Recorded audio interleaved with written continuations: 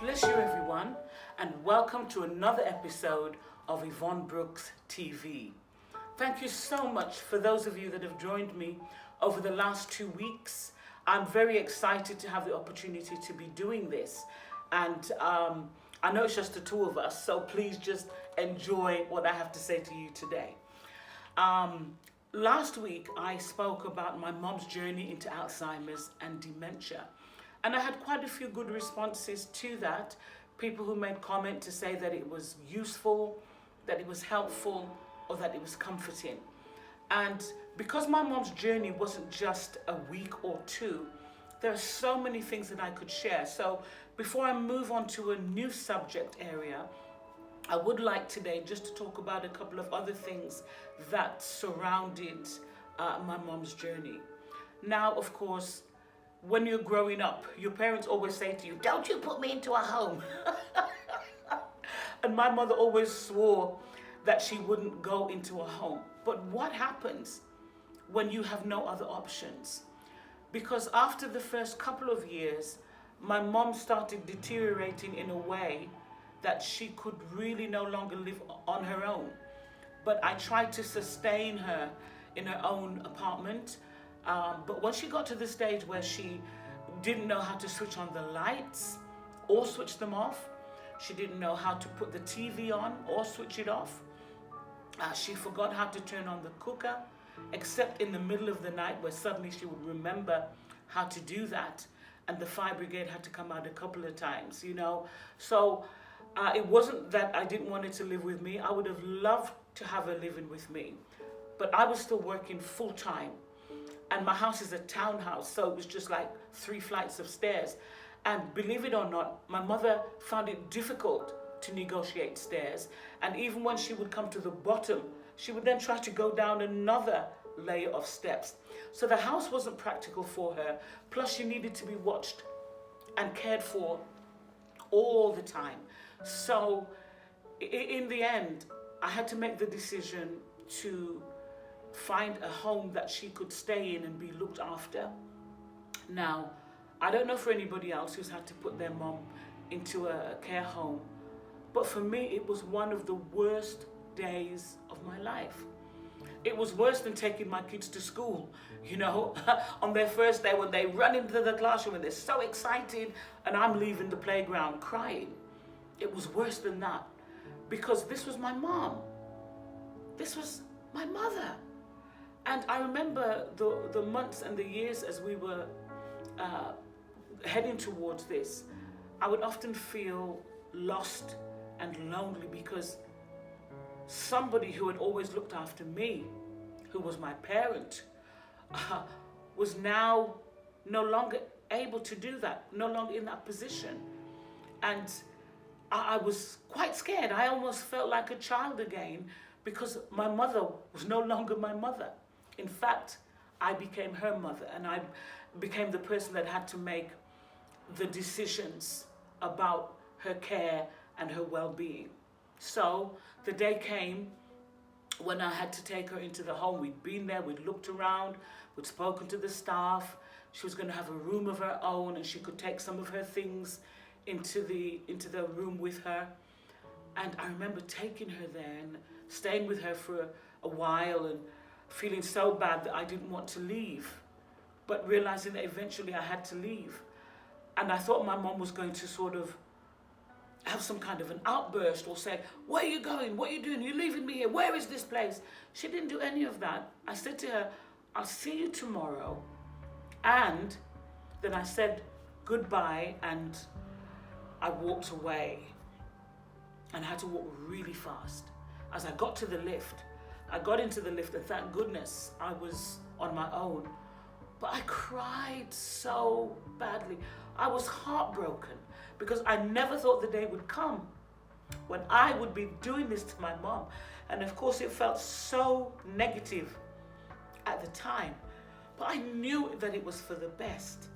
So how do you handle this if this is something that you're contemplating right now? First of all, you have to think about what's best for your parent, whether it's your mom or your dad. You have to think about their safety and their well-being. You have to think about all the things that they can no longer do for themselves that somebody else has to do. And it can't be you, because number one, you've not yet retired from work, or you can't afford to give up work. And so you have to keep working because you have bills and you have commitments of your own. So you have to find somewhere that's appropriate. And I felt, as I said before, that I had done that. But it didn't make me feel any better to know that I was leaving my mom on her own.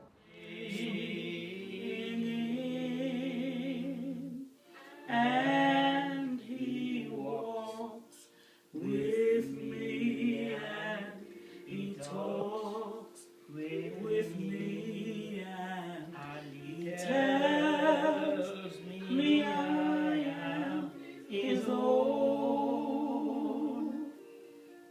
and the joy we share as we tarry there, none other ever known. None other has ever known.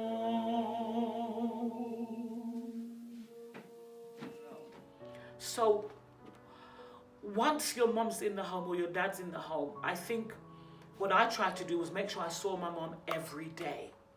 I would go there early morning, I would go late at night. And the reason I did this was so that the staff could never predict when I was coming. And they had told me I could come anytime that I liked, and that's exactly what I did. So sometimes I'd go and have breakfast with her. Sometimes I'd go and put her to bed.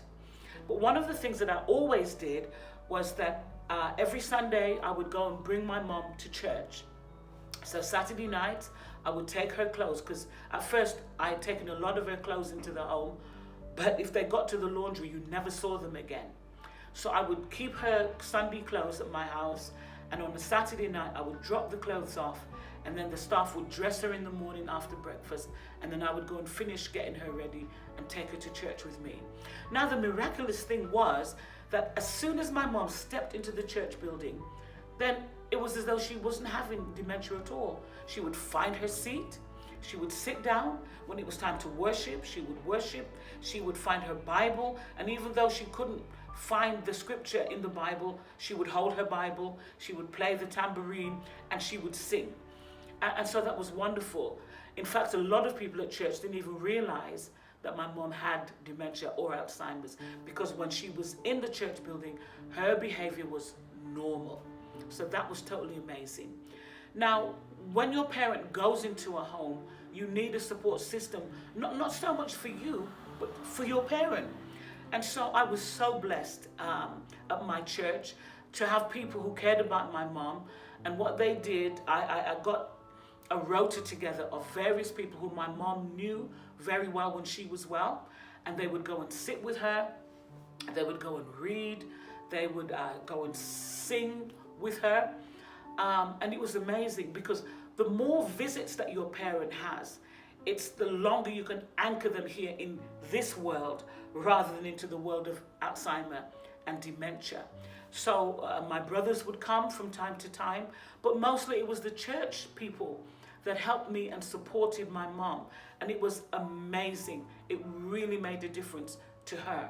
And also, it meant that some evenings I didn't have to go because I knew that somebody was going.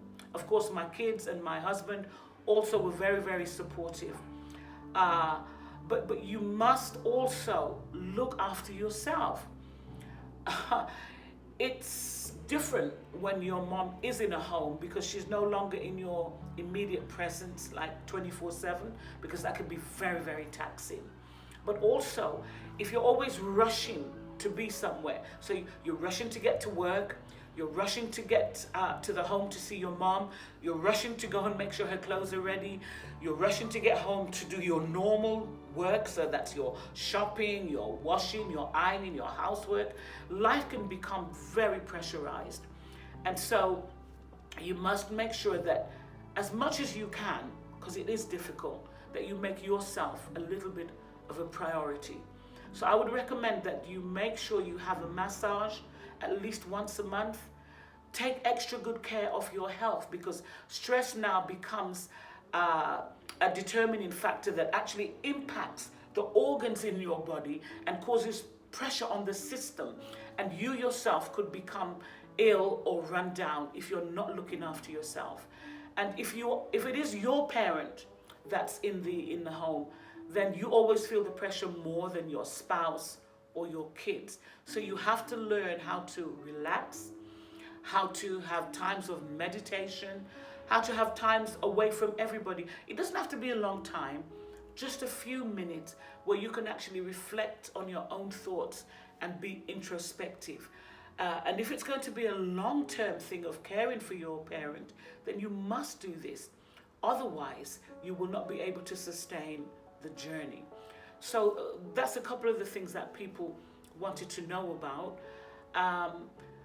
But even after your parent passes, and of course you never know when that's going to happen, and it happened very quickly for my mom, because it was only 5 to 6 years after she was diagnosed, whereas on average it's usually 12 to 15 years before an Alzheimer's sufferer or dementia sufferer usually passes. So it happened very, very quickly. So I felt that God took her while she still had her dignity. Now, when you visit your parent in the home or wherever they are, even if they're still at home, then still have conversations with them, okay? Talk to them about your day. Talk to them about what they might have been doing, even if they are not able to really share with you that much. You know, ask questions like, oh, what did you do today? Did you do this or did you do that? In the home where my mom was, they had exercise classes. And in the beginning, she would go to the exercise classes and really, really enjoy them. But I found that the things that she talked about most was being in Jamaica. And at some point, she actually thought that she was still in Jamaica. And I never ever said to her, no, you're not. You're here in Bromford. No, I let her be in Jamaica because that's where she wanted to be. And her default setting was her house in Ocho Rios in Jamaica. So I just enjoyed her conversation. I let her talk. I let her connect with me, and just enjoyed whatever it was that she was doing. So still talk to your parent. Tell them about your day. Tell them about anything that's happening in the family. Is it somebody's birthday? And do you know, even though my mom was having dementia, whenever somebody from her church in London would pass, and I would say to her, oh, Mom, so-and-so has passed, she would always remember. And she would always have a moment of mourning, and she would shed a tear because she had great relationships with her brothers and sisters in the church in London where she originally came from. So even though she had dementia, you might think, oh, well, it won't make any difference. It did make a difference to her. And so I would always let her know what's happening. And the other key thing that you must remember, if you're going away, and I do recommend that you still try and get holidays and breaks, that you tell your parent, look, Mom, I'm going to go away tomorrow or next week, and I'm going to be away for 7 days or 10 days, but I will be back on this day. And you might think, well, it's not going to make any difference to them, but it does. I remember the first time I went away after my mom was in the home, and I thought, well, I won't mention it because it might upset her or she won't understand. But when I came back from my holiday, my mom was very upset with me. She knew that I had not been to see her, and she didn't know where I was, and she was upset. So from that instance, I realized I had to always let her know what I was doing, where I was going, even if I thought she might not understand or appreciate the information. The thing is, you've got to treat your parent as though they're still your parent until they're no longer with you, and never just assume that, oh, it's not worth the bother. It really, really is. So if you have any questions that you want to ask me around that area, please just message me right here on this page, and let me know in any way that I can help you, because I've got a whole range of information and I can't just say it all here because it would take forever. But please, if you like or enjoyed listening to this today, then please join me again. and like me on Instagram, Facebook, and Twitter, and so that we can communicate on all of those levels, okay? So please join me again next time, and we'll share some more. May God bless you, and thank you for watching Yvonne Brooks TV. See you next time. Testimonies too.